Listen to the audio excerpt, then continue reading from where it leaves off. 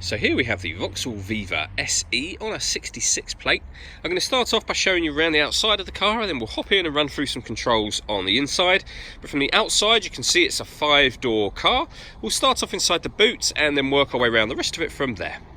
So as we approach the boot, you'll see we've got reversing sensors. Given the size of the car, plenty of boot space as well, along with that 60/40 split folding rear seat. Okay, so we're just going to work our way back round to the front of the car, and then we'll hop in and run through some controls on the inside. But now that we've done a full circle of it, you can see it's in excellent condition the whole way round. Just briefly before we climb in, I think it's what we're seeing the interior from this exterior point of view. There's plenty to run through on the dashboard, so let's hop in and we'll do that now. Okay, now that we're inside the car, we're going to start with the dials. On the left-hand side, we have the rev counter, and on the right-hand side, the speedometer. In the middle at the top, we have the fuel gauge and coolant temperature gauge. And at the bottom, the total miles for this car, which is 7,006.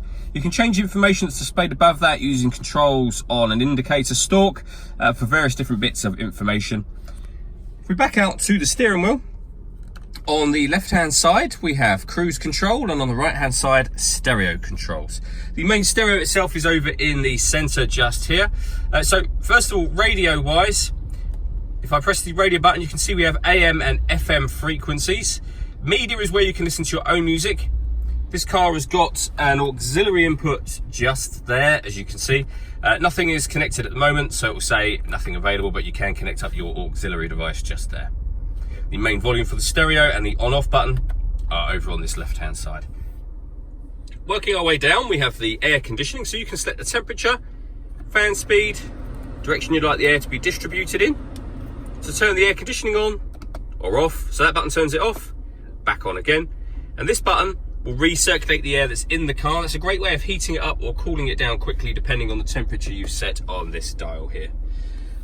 Underneath that, we have a 12-volt charging socket and a 5-speed manual gearbox. The last thing I wanted to talk about is the sunroof on this car. So the sun blind opens up manually. Then you have a button up here that will open the sunroof section back. And as you can see, that lets in a lot of extra light and, of course, air. All that leaves me to say is thank you for taking the time to watch this video. If you'd like to come and see the car in person and have a test drive, please feel free to call any of our MJA sites. We'd love to hear from you soon.